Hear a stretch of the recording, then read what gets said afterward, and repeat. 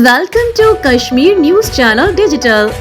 27 अक्टूबर 1947 कश्मीर का यूम स्याह दिन हक खुदरादियत से महरूम मजलूम कश्मीरी मुजाहिदीन और अवाम की तंजीम कुर्बानियों को खराज तहसीन पेश करने के सिलसिले में पाकिस्तान में पहली बार कश्मीरियों के हक खुदरादियत और हकूक की बालादस्ती के सिलसिले में ऐवान बाला तक आवाज पहुँचाने में अपनी सहाफती खिदमात अंजाम देने में कश्मीर न्यूज चैनल डिजिटल मसरूफ अमल है।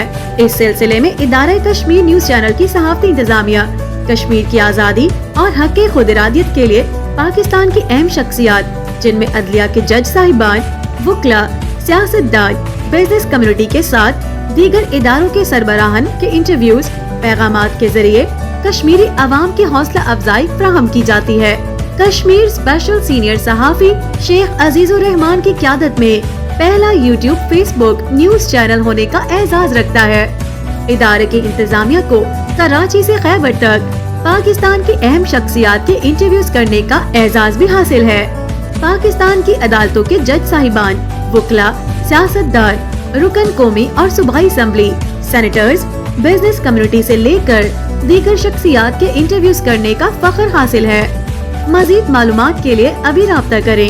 Sheikh Azizur Rahman, Joint Secretary, Journalist Association of Pakistan, Islamabad. For further information, contact Kashmir News Channel Digital 0325 8257 381 0346 8682 037। आपका मेज़बान शेख अब्दुल रहमान। आज हम भावलपुर में नुमाइंदे कानून supreme court of Pakistan Samina Qureshi साहब के साथ आपके चैम्बर में मौजूद हैं और अपने प्रोग्राम में आपको खुशामदीद कहते हैं। अस्सलाम वालेकुम। वालेकुम सलाम। कैसी हैं आप मैडम? मैं बिल्कुल ठीक हूँ और बल्कि मैं ख़ुद भी आपको अपने ऑफिस में वेलकम कहती हूँ। बहुत शुक्रिया मैडम। मैडम, हमारे देखने वाले नाज़रीन की आगाही के सिलसिले में आपका इब्तिदाई ताल्लुक? मेरा जो बेसिकली है मैं लाहौर से बिलोंग करती हूँ और 1994 में मैं आफ्टर मैरिज भावलपुर आई हूँ, यहाँ सेटल हुई। मैंने अपने प्रोफेशनल करियर का आगाज़ भावलपुर से ही किया क्योंकि मेरा वकालत के शुबे में हम बात नहीं आएंगे मैडम। आप अपनी इब्तिदाई तालीम के सिलसिले में कुछ राय फराहम करें। जी, मेरी इब्तिदाई तालीम लाहौर से ही है। मेरा स्कूल, कॉलेज, यूनिवर्सिटी मैंने लाहौर से ही अपनी तालीम मुकम्मल की है। LLB मैंने वहीं से ही किया और उसके बाद यूनिवर्सिटी ऑफ लाहौर से? यूनिवर्सिटी ऑफ लाहौर नहीं, पंजाब यूनिवर्सिटी से। पंजाब यूनिवर्सिटी से LLB किया मैंने और उसके बाद मैं बहावलपुर आ गई, शादी हो गई मेरी और यहीं से मैंने अपने प्रोफेशनल करियर का आगाज़ किया। वकालत से कैसे और कैसे मुंसलिक हुई? शौक़ भी था और फिर जब मेरी शादी हुई तो लकीली मेरे हस्बैंड भी लॉयर हैं और मेरे हस्बैंड, उनके भाई हैं, उनकी सिस्टर हैं, हमारी फैमिली में लॉयर्स काफ़ी हैं, तो फिर उससे मुझे और इंकरेजमेंट मिली। मैडम, जब आपने शुबा वकालत में प्रैक्टिस का आगाज़ शुरू किया तो उस वक्त आपके उस्ताद मोहतरम कौन थे? देखिए, यहाँ पे तो मैंने अपने हस्बैंड के साथ ही प्रैक्टिस का उनके ऑफिस से ही शुरू किया था, लेकिन उससे पहले जब मैंने लॉ कर रही थी तो मैं जस्टिस समीर आलम ख़ान साहब उनके ऑफिस में जाती थी और ही वाज जस्ट लाइक हम उनको अंकल भी बोलते थे और उनके साथ उन्हीं को देख के बल्कि मैं मुतासिर भी हुई थी। अच्छा लगता था मुझे उनके ऑफिस में उनके प्रैक्टिस। उनकी मिसेस भी लॉयर थी, शायद आपको एक पता खातून हो। वकील के तौर पर आपने जब प्रैक्टिस का आगाज़ किया सिविल कोर्ट से, सिविल कोर्ट, हाई कोर्ट और सुप्रीम कोर्ट की प्रैक्टिस में क्या फ़र्क महसूस करती हैं? कहाँ कहाँ आपको परेशानी का सामना करना पड़ा? देखिए, सबसे पहली परेशानी का सामना मुझे उस वक़्त करना पड़ा कि जब मैं यहाँ पे आई और जनूबी पंजाब में फ़ीमेल लॉयर्स का कॉन्सेप्ट एक बहुत ही उनके लिए एक अचंभे की बात थी। मुझसे पहले मेरी सीनियर थी मैडम आलिया थीं, मैडम आलिया ख़ान और मैडम कौसर भट्टी थीं, मुझसे सीनियर थीं वो। लेकिन जब मैं यहाँ मैंने जब प्रैक्टिस शुरू की क्योंकि हमारा फर्स्ट कपल था, लॉयर कपल, तो खैर मैंने एंजॉय भी किया लेकिन अ, बहुत सारी प्रॉब्लम्स मैंने फेस भी की और मैं पर्सनली समझती हूँ कि फीमेल्स जिनकी फैमिली के कोई मेंबर इस बार के मेंबर हैं, उनके लिए इस प्रोफेशन में सस्टेन करना, आगे चलना उनके लिए कंपैरेटिवली आसान है اور میں اس میں بینیفیشری رہی کیونکہ میرے ہسبینڈ اس بارے سول میں تھے. کورٹ سے لے کر سپریم کورٹ تک کا آپ نے سفر کیا، جی کیسا محسوس کرتے ہیں؟ میں نے بہت اچھا، بہت انکریجمنٹ، اور آپ کو یہ سن کے حیرت ہوگی کہ مجھے انکریجمنٹ، خیر جو لوگ مجھے اپریشیٹ کرتے تھے وہ تو اپنی جگہ، لیکن جن لوگوں نے مجھے ڈسکریج کرنے کی کوشش کی، میں آپ کو بتاتی ہوں، یہاں پہ اس طرح کی آپ نہیں سمجھ سکیں گے شاید، لیکن یہاں پہ کہا جاتا تھا میرے ہسبینڈ کو کہ زال کو گھر بٹھاؤ، یہ مردوں کا پروفیشن ہے، یہاں پہ ان کا کوئی جگہ نہیں ہے. آپ یقین کریں مجھے انکریجمنٹ ان لوگوں نے دی، ان کے اس کومنٹ سے جتنا انہوں نے مجھے ڈسکریج کیا میں اتنی ہی انکریج ہوتی گئی. اور آج میں اس سیٹ پہ میں سمجھتی ہوں کہ اس میں میرے ویل وشر سے زیادہ ان لوگوں کا ہاتھ ہے کہ جنہوں نے مجھے ڈسکریج کرنے کی کوشش کی. میڈم آپ پروفیشنل وکیل ہیں، سپریم کورٹ تک کا حصہ ہیں، اپنے کلائنٹ کے مقدمات کے موقع پر ایک وکیل کے طور پہ آپ کی کیا ترجیح ہوتی ہے؟ دیکھیے میری ترجیح تو یہ ہوتی ہے کہ اس کو فوری انصاف ملے. یہ جو بہت ساری ڈیٹس اور اننیسیسری جو ایڈجرنمنٹس ہیں یہ نہیں ہونی چاہیے. دیکھیں اگر وکیل کا کیس بنتا ہے یا نہیں بنتا ہے تو اس کو ریلیف فورم ملے، نہیں بنتا تو اس کو ڈکلائن کر دیں تاکہ وہ نیکسٹ فورم پہ جا سکے. تو یہ خام خواہ کی جو طوالت ہے نا مقدمہ بازی کی، وہ میری نظر میں مناسب نہیں ہے. میڈم دیکھنے میں آیا ہے سول کورٹ میں اور ہائی کورٹ میں سول میٹر کے ساتھ فیملی مقدمات بھی زیر التوا کا شکار ہے. جی آپ ان مقدمات کو کس نظر سے دیکھتی ہیں اور اس کا حل کیا ہے؟ سر یہ سب سے زیادہ پینفل کیٹیگری ہے لیٹیگیشن، پارٹیکولرلی جہاں پہ بچوں کا معاملہ ہو، ان کی کسٹڈی کا، ان کی مینٹیننس کا. مجھے افسوس ہوتا ہے اس وقت جب کوئی باپ آ کے کہتا ہے کہ میں اپنے بچوں کو خرچہ افورڈ نہیں کر سکتا. مطلب یہ بے حسی کی حد ہوتی ہے. نہیں، یہ سب سے زیادہ پینفل کیٹیگری ہے فیملی لیٹیگیشن. اس کو میں سمجھتی ہوں سب سے پہلے فیملی میں گھر کے اندر ہی ان کو ریزولو ہونا چاہیے.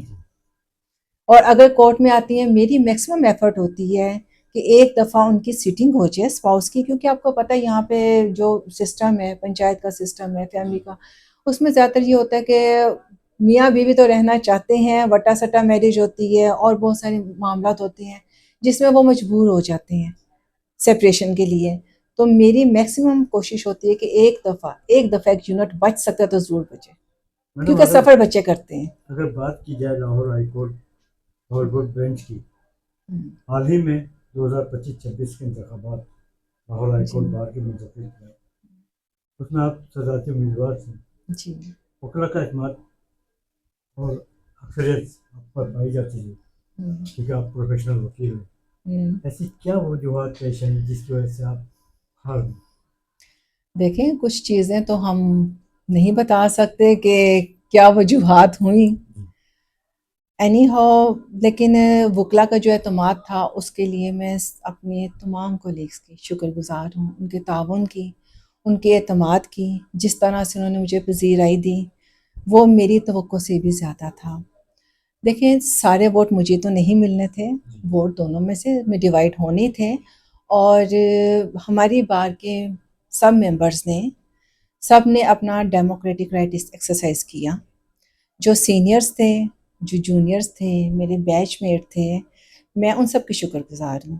کسی نے مجھے ووٹ دیا نہیں دیا یہ اس کا رائٹ ہے، لیکن جس نے نہیں بھی دیا میں اس کی بھی شکر گزار کروں گی. آبویسلی کوئی کمی کوتاہی میرے سے ہوئی ہوگی جس کی وجہ سے انہوں نے مجھے ووٹ سپورٹ نہیں کیا، لیکن اس کا یہ مطلب ہرگز نہیں ہوگا کہ میں اگر الیکشن لوز کر گئی ہوں تو جن لوگوں نے مجھے سپورٹ نہیں کیا میں ان کے خلاف برے الفاظ استعمال کروں یا میں ان کو کرٹیسائز کروں. میرے لیے وہ سب قابل احترام ہیں، سینئرز ہیں تو قابل احترام ہیں، جونیئر ہیں تو بھی شفقت ان کا حق ہے. دیکھیں میری بات سنیں، یہ ہمارے اسلام کی بھی تعلیمات ہیں اور ہم لوگ بچپن سے اپنے گھروں میں یہی تربیت لیتے ہیں اور یہی تربیت ہم اپنے بچوں کی کرتے ہیں. کسی نے آپ کو کسی وجہ سے سپورٹ نہیں بھی کیا تو آپ اس کو اس کے مقام اور مرتبے کے مطابق اتنا ہی عزت احترام دیں بجائے اس کے کہ اس پہ کرٹیسزم کریں. یہ ہماری اسلام نہیں ہے، یہ ہماری تربیت نہیں. بات کی جائے بار کے حوالے سے ماضی سے لے کر موجودہ وقت تک جتنی بھی کیبنٹ آئی بار کے حوالے سے انہوں نے اپنے منشور رکھے، عمل درآمد نہ ہو سکے، آپ جی کیا سمجھتی ہیں نظیم چودھری صاحب کی قیادت میں جو منشور رکھے گئے ہیں ان پہ کچھ عمل درآمد بھی ہوگا، صرف دعوے دعوے میں یا عمل درآمد بھی ہوگا؟ سر میں آپ کو بتاؤں اگر انہوں نے کوئی ایسا منشور دیا بھی تھا تو وہ میری نظر سے تو نہیں گزرا. بہرحال اگر ان کا بار کی ویلفیئر کے حوالے سے کوئی منشور ہے تو میری دعا ہے کہ وہ اس پہ امپلیمنٹ بھی کریں اور اس میں کامیاب بھی ہوں. میڈم آپ ایک لیکن خاتون وکیل ہیں، خواتین وکلا کے حوالے سے آپ کی کے پاس کیا تجاویز ہیں؟ سر میں چاہتی ہوں کہ خواتین دیکھیں، سب سے پہلے میں آپ کو پھر وہی 31 سال پہلے جاؤں گی. میں نے 31 ایئرس بیک اس پروفیشن میں قدم رکھا تھا. تب جب میں آئی تھی تو یہاں پہ فیمیل لائرس کا کوئی کنسیپٹ نہیں تھا. میں آپ کو بتاتی ہوں، میں اسلامیہ یونیورسٹی میں لاء ڈپارٹمنٹ میں بھی میری وزٹنگ لیکچر میں نے جوائن کیا. فرسٹ بیچ میں آپ دیکھیں صرف 2 یا 3 لیڈیز تھیں، سیکنڈ میں وہ 21 تھی.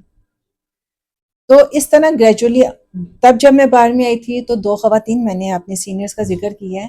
اب آپ جا کے دیکھیں آپ کو وہاں پہ سینکڑوں نظر آئیں گے اور یہ میرے لیے بہت خوشی کا اطمینان کا باعث ہے. میں چاہتی ہوں یہاں پہ فیمیلز آگے بڑھیں، ان کی انڈیپینڈنٹ پہچان ہو. ان کو کسی ٹھیک ہے سینئرز کا احترام اپنی جگہ، لوگ یہ نہ کہیں یہ فلاں کی جونیئر ہے اور اتنے عرصے سے ہے، لوگ یہ کہیں یہ اتنی قابل ہے، یہ اس استاد کی جونیئر ہے، اس نے اپنے استاد کا نام روشن کیا. میں ان کا یہ مستقبل دیکھنا چاہتی ہوں. میڈم ہائی کورٹ اور معزز عدالتوں میں ارتباط مقدمات کی تعداد 26 لاکھ سے زائد بتائی جاتی ہے. سپریم کورٹ آف پاکستان میں 60,000 سے زائد مقدمات ارتباط جی کا شکار ہیں. آپ کے ہی کلائنٹ پریشانیوں کا شکار ہیں، انصاف کی فراہمی چاہتے ہیں. آپ کیا سمجھتی ہیں کہ اس کا حل کیا ہے؟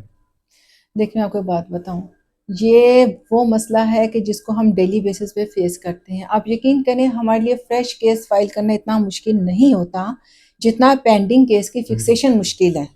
اور یہ بات لیٹیگنٹ نہیں سمجھ سکتے، نہ ہم ان کو کوشش کے باوجود سمجھا پاتے ہیں کہ یہ وہ چیزیں جو ہمارے اختیار سے باہر ہیں. اس میں دیکھیں اننیسیسری، ہم فریش کیس بھی فائل کریں نا، اننیسیسری آبجیکشن ہوتے ہیں. جو چیزیں جوڈیشل سائٹ پہ دیکھنی ہوتی ہیں اس کو دائری برانچ کا عملہ وہ دیکھ رہا ہوتا ہے، اختیار ان کا نہیں ہوتا. دوسری بات یہ ہے، آپ یہ دیکھیں میری ذاتی رائے ہے، میں نے پچھلے دنوں تقریباً 2-3 ماہ پہلے کی بات ہے، ہم سے سجیشن مانگی گئی تھی سپریم کورٹ سے. جنرل سیکرٹری ہیں سلمان صاحب، انہوں نے بھی پوچھا تھا. تو میری جو میں سمجھتی ہوں کہ جہاں جہاں ہائی کورٹ کا بینچ ہے وہاں پہ سپریم کورٹ کا ایک بینچ، ایک ڈیسک ضرور ہونا چاہیے دائری کے لیے. دیکھیں یہاں سے فیصلہ ہوا ہے، سرٹیفائڈ کاپی ہم نے یہاں سے لینی ہے. یہاں پہ آپ دیکھیں بہاولپور انڈر ڈیولپڈ ایریا ہے، یہاں پہ لوگوں کے پاس وہ وسائل نہیں ہے، یہاں پہ انڈسٹریز نہیں ہے، یہاں پہ ان کے پاس وہ سورس آف انکمز نہیں ہے جس کی بیس کے اوپر وہ آگے بڑھ سکیں یا کوئی ہینڈسم اماؤنٹ ارن کر سکیں. اب وہ بہت کم انکم، لو انکم والے لوگ جب یہ کیس اٹھا کے سرٹیفائڈ کاپی اٹھا کے بڑے شہروں میں اسلام آباد یا لاہور جاتے ہیں، آپ ان کے ایکسپینسز دیکھیں، آپ ان کے وہاں کی فیسیں دیکھیں کہ آپ افورڈ کر سکتے ہیں.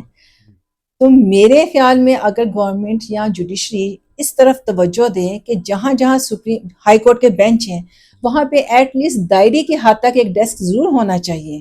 اور جہاں تک آرگومنٹس کا، وہ تو اب خیر ماشاءاللہ سے آپ دیکھیں نا ویڈیو لنک کے ذریعے ہر جگہ آرگومنٹس بھی ہو سکتے ہیں. لیٹیگینٹس کا بہت سارا جو ہے نا پرابلم وہ یہیں پہ سولو ہو جائے گا.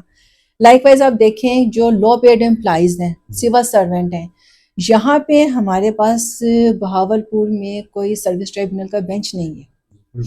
یہاں سے جو کیسز ڈیسائیڈ ہوتے ہیں، آپ ایک چھوٹا سا میٹر سمجھ لیں، ٹرانسفر میٹر ہے، لو پیڈ امپلائی ہے، وہ کہیں دور جا کے سرو نہیں کر سکتا، اس کا میٹر بھی آپ کو جانا پڑے گا الٹیمیٹلی سروس ٹریبونل میں.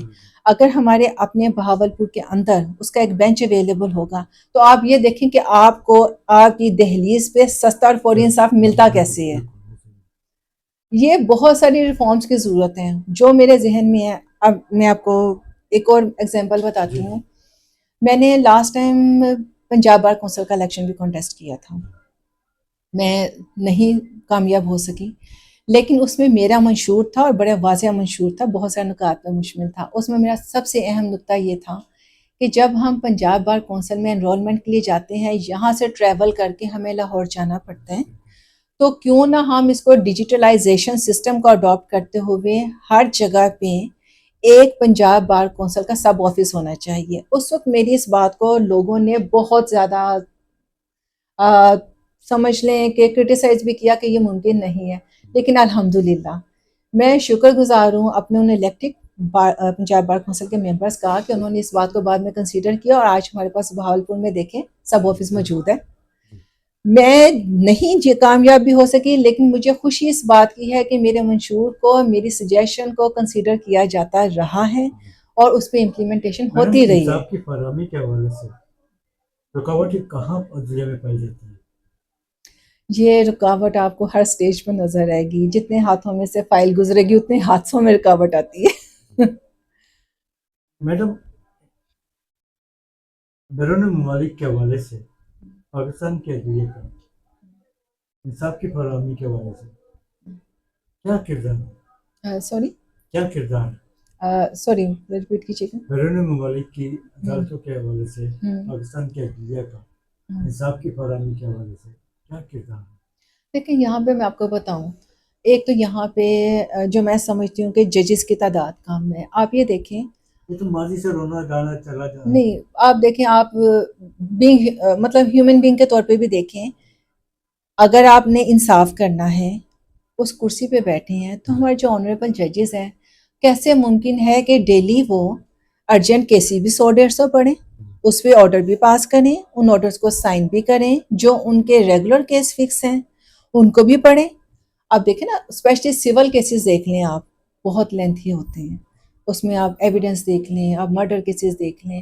ایک انسان کے لیے یہ ممکن نہیں ہے کہ وہ ہر ایک فائل کو ارجنٹ بھی ہے، موشن میں ہے، آپ کے سپلیمنٹری میں آ گئے ہیں، ریگولر میں آ گئے ہیں، اور کیسز ایک ایک فائل کو ایک انسان کیسے پڑھ سکتا ہے؟ اور پھر اس پہ ستم کچھ ہم لوگوں کا بھی قصور ہے کہ ہم سیم ڈے میں بھی کیسز لے کے چلے جاتے ہیں اور وہ سنتے ہیں اس کو. تو اس میں اگر ہمارے پاس ججز کی تعداد زیادہ ہوگی، کام ڈیوائڈ ہو جائے گا اور زیادہ اچھے طریقے سے ہمارے مسائل حل ہو سکتے ہیں. ماضی سے لے کر موجودہ وقت تک سیاستدان اور آرمی جی عدلیہ کے معاملات میں دخل اندازی کرتے تھے. اس کلچر کو کیسے روکا جائے؟ دیکھیں، ہماری بار کی بہت خوبصورتی ہوا کرتی تھی کہ ہم وکلا جب الیکشن لڑتے تھے نا تو ہم اپنی بار کا الیکشن لڑتے تھے. اینڈ بلیو می، میں نے بھی جو یہ الیکشن لڑا ہے، میں نے بطور وکیل الیکشن لڑا ہے. میں نے ایک کسی پولیٹیکل پارٹی کے ٹیگ پہ نہیں، میں نے کسی جینڈر کی بیس پہ نہیں لڑا، میں نے صرف اور صرف بطور وکیل ایک بار کا الیکشن لڑا. اور میں سمجھتی ہوں ہماری بار کی یہ بہت خوبصورتی ہوتی تھی کہ جب باہر سے پولیٹیکل پارٹیز کی انوالومنٹ نہیں ہوتی تھی، ہم اپنا الیکشن لڑتے تھے، ہم اپنے فیصلے خود کیا کرتے تھے، اور میں چاہتی ہوں کہ وہ دور واپس آ جائے. وکلا کے احتجاج اور عدالتی بائیکاٹ کی وجہ سے آپ کے ہی کلائنٹ دور دراز سے تعلق رکھنے والے شدید پریشانیوں کا شکار ہوتے ہیں. بالکل. اس حوالے سے آپ کی کیا کارکردگی سامنے آتی ہے؟ میں آپ کو بتاتی ہوں، میں نے بطور وائس پریزیڈنٹ بھی سرو کی ہے ہائی کورٹ بار کو، ٹھیک ہے، اور سم ٹائمز ایسا بھی ہوتا تھا کہ ایز ایکٹنگ پریزیڈنٹ بھی میں کرتی تھی. لیکن میں آپ کو بتاؤں، ایک کلچر ہوتا تھا، ہڑتال ہو گئی ہے کہیں پہ، پاکستان کے کہیں علاقے میں کچھ ہوا ہے، اور ہماری پوری ڈویژن سے بہاول نگر، رحیم یار خان، دور دراز سے لوگ، آپ دیکھیں وکلا جب ٹریول کر کے آتے ہیں ارجنٹ کیسز کے لیے، اور آ کے کہا جاتا تھا جی آج تو ہڑتال ہے، آپ کورٹ میں اپیئر نہیں ہو سکتے. ایٹ لیسٹ ارجنٹ کی حد تک میں نے ضرور سٹینڈ لیا تھا کہ ارجنٹ کیسوں میں کوئی اسٹرائک نہیں ہوگی، ٹھیک ہے، اور الحمدللہ وہ آج بھی چل رہا ہے وہ کام. جہاں تک آپ دیکھیں، خدا نخواستہ ہماری کسی کولیگ کی ڈیتھ ہوتی ہے، دکھ ہے ہم سب کے لیے، ہم لوگ ایک فیملی کی طرح اس کمیونٹی میں رہتے ہیں. اب اس میں دکھ سب کے لیے، سوگ ہوتا ہے، سوگ میں کام بند ہوتا ہے. میں سمجھتی ہوں کہ وہ سوگ میں کام بند کر کے آپ بار روم میں بیٹھ کے ادھر ادھر کی باتیں کر کے اپنے اپنے گھروں کو جائیں، اپنے کلائنٹ کو آپ نقصان پہنچائیں، اس سے بہتر ہے آپ بار روم میں ان کے لیے دعا کریں، ان کے لیے قرآن خوانی کر سکتے ہیں آپ، اور کورٹ میں ایک اسپیسیفک ٹائم کے لیے آپ رکھیں کہ ٹھیک ہے اس ٹائم سے بریک کا ٹائم رکھ لیں، آپ کورٹ آورس کے بعد کا رکھیں، لٹیگنٹ تو نہ تنگ ہوں، ٹھیک. اور جہاں تک باقی ہے کہ کہیں جا کے کچھ ہو جائے گا، آپ نے ہڑتال کر دینی ہے، مجھے یہ بتائیں ان ہڑتالوں کا اثر کہاں پہ ہوتا ہے؟ یہ تو ایسے ہی ہے کہ کسی نے آپ کو باہر سے نقصان پہنچایا اور آپ نے آ کے اپنے گھر کے اندر اپنے گھر کا سامان غصے سے توڑنا شروع کر دیا. یہ ایسا نہیں ہے. مطلب باہر سے لوگ دوسرے دشمن نقصان پہنچائے, اندر سے آپ خود کو نقصان پہنچانا شروع کر دیں. دیکھیں اس کا کوئی حل نکالنا چاہیے. اگر کسی وکیل کے ساتھ کوئی زیادتی ہوئی ہے, کسی کہیں پہ کوئی ثانیہ پیش آیا ہے, آپ نے اس کا حل نکالنا ہے. ایک دن کی ہڑتال کر کے چھٹی کر کے بس آپ کی ذمہ داری ختم ہو جاتی ہے, ایسے نہیں ہوتا. آپ نے اس کا گریوینس ریڈریس کرنا ہے. کسی کو نقصان پہنچے آپ اپنے بار کے ویلفیئر فنڈ سے جا کے اس کی فیملی کو پورا کریں. اگر کسی کے ساتھ کوئی کسی ادارے کی طرف سے کوئی ہوئی ہے, کوئی زیادتی ہوئی ہے, آپ جا کے اس کا حل ڈھونڈے, قانونی حل ڈھونڈے. آپ کو ایڈمنسٹریشن کے پاس جانا پڑتا ہے, آپ کو ایگزیکٹو کے پاس جانا چاہتے ہیں, آپ کو جس لیول پہ جانا پڑتا ہے آپ جا کے اس کا حل تلاش کریں. ایک دن کی ہڑتال کر کے بار روم میں بیٹھ کے گھر چلے جانے سے یہ ہمارے وکلا کے مسائل کا حل نہیں ہے. لائرز پروٹیکشن ایکٹ آیا نا, اس کی امپلیمنٹیشن کروائیں. یہ حل ہوتا ہے, یہ فائدے ہوتے ہیں. کیسے پاس ہوئی اور اس کے اثرات کیا ہیں؟ دیکھیں یہ میٹرز چل رہے ہیں سپریم کورٹ لیول پہ. اس کے لیے تو بہتر ہوگا کہ آپ سپریم کورٹ کی ایگزیکٹو سے پوچھیں کہ یہ کیا ہے, اس کے اثرات کیا ہیں اور کیا ہو سکتے ہیں, اور جو نہ ہوتا تو کیا ہوتا. اس ترمیم کو سپریم کورٹ کی ایگزیکٹو سے آپ پوچھیں. پاکستان تحریک انصاف نے عامر خان کی سربراہی میں چیلنج کیا ہے, اور حال ہی میں ڈی چوک اسلام آباد پر وکلا کا احتجاج بھی ہوا. اس حوالے سے لیکن پھر بات وہی, یہ پھر وہی بات جو ابھی میں نے تھوڑی دیر پہلے کی ہے. یہ آپ کا روڈز بلاک کرنا, آپ کا کھڑے ہو کے سڑکوں پہ احتجاج کرنا, یہ آپ کے مسائل کا حل کبھی بھی نہیں ہوتا, کبھی نہیں ہوتا. بلاول بھٹو زرداری کا بیان آیا ہے کہ ترمیم کو چیلنج کرنا اور احتجاج کرنے کا کوئی فائدہ نہیں, یہ پارلیمنٹ کا حق ہے. دیکھیں یہ فائدہ نقصان تو ایک علیحدہ ایشو ہے. بات یہ ہے کہ جب آپ کے پاس ہر ایکٹ کی, ہر گریوانس کی لیگل ریمیڈی موجود ہے, آپ اس کو اویل کریں. سڑکوں پہ آپ کھڑے ہوں گے, ٹریفک بلاک ہوگی, بچے اسکول سے جا رہے ہیں وہ تنگ ہوں گے, لوگ آفس جا رہے ہیں واپس جا رہے ہیں وہ تنگ ہوں گے. مجھے بتائیں اس کا فائدہ کہاں ہوتا ہے؟ آپ ہر چیز کا مائنس پلس سامنے رکھیں نا. اگر آپ تھوڑی کمیونٹی کو فائدہ دینے کے لیے آپ بہت سارے لوگوں کو ساتھ میں افیکٹ کر رہے ہیں تو اس کا فائدہ نہیں ہے. جہاں تک ترمیم کی بات ہے, آپ کے پاس راستے کھلے ہیں اور اس کو چیلنج کیا ہوا ہے, وہ عدالت نے فیصلہ کرنا ہے.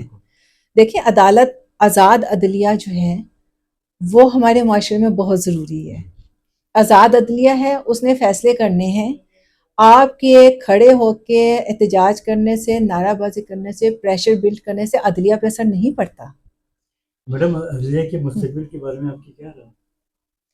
سر مستقبل کا حال تو اللہ جانتا ہے, میں کیا کہہ سکتی ہوں. میڈم پاکستان میں دہشت گردی کی بڑی واردات جی صوبوں کو متاثر کیا جاتا ہے, جی جانی عوام کی جانے ضائع ہوتی ہیں. حال ہی میں جعفر ایکسپریس کا سانحات سب کے سامنے موجود ہے. دہشت گردی کو کیسے روکا جائے؟ سارے اداروں کو مضبوط ہونا پڑے گا. ہر ادارے کو اپنی اصلاح, ہر ادارے کو اپنی اپنی ڈومین میں رہ کے اپنی پاورز ایکسرسائز کرنی پڑے گی, اور اس کے لیے ضروری ہے کہ باہر سے ان کے اوپر کوئی پریشر نہ ہو. جب ادارے مضبوط ہوں گے نا تو ملک مضبوط ہوگا. جیسے میں کہتی ہوں, اکثر لوگ کہتے ہیں کہ خواتین جو یہ کے معاملے پہ یا اس ٹاپک کے اوپر وہ ڈپرائیوڈ ہیں, یہ ہیں, معاشرے میں اصلاحات کی جائیں, قانون بنائے جائیں. میں اس پہ بھی ایک کویسچن کرتی ہوں, مجھے ایک بات بتائیں, جب تک آپ کے گھر کا سربراہ, آپ کا باپ, آپ کا بھائی, شوہر, وہ آپ کو اتنی آزادی نہیں دیتا کہ آپ اپنے رائٹس کے لیے کہیں باہر جا سکیں, اپنے رائٹس کو ایکسرسائز کر سکیں, آپ معاشرے میں سینکڑوں قوانین بنا دیں, کیا فائدہ ان قوانین کا؟ امپلیمنٹیشن کہاں سے ہوگی؟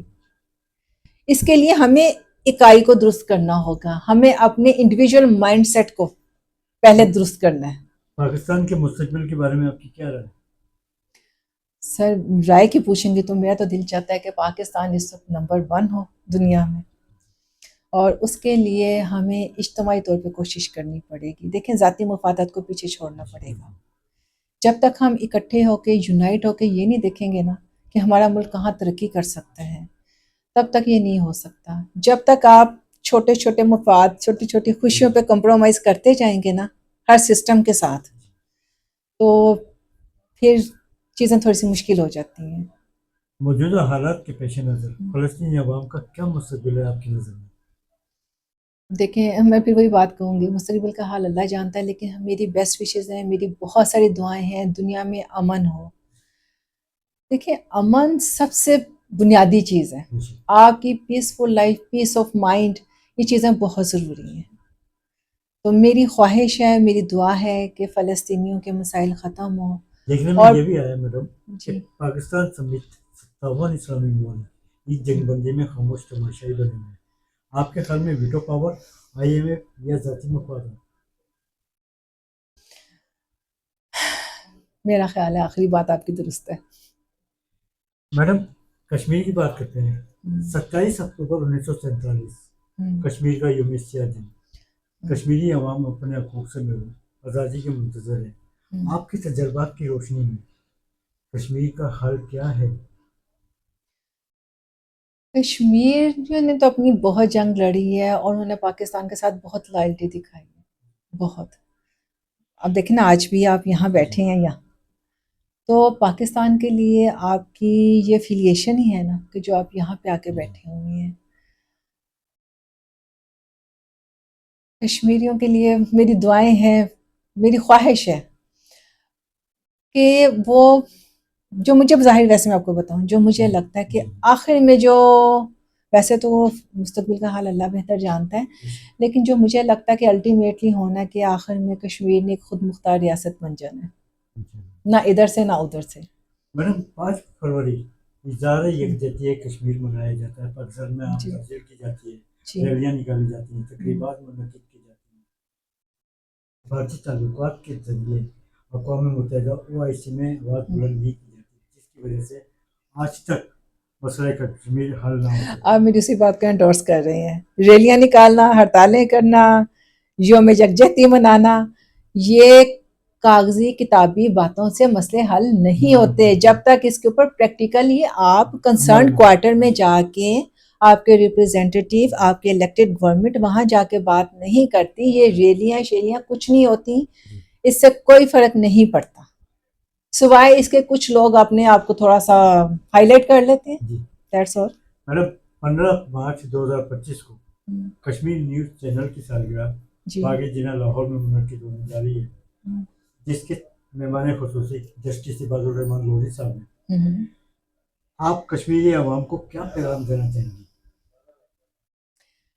میں ان کو یہ پیغام دینا چاہوں گی کہ وہ سہارے مت تلاش کریں.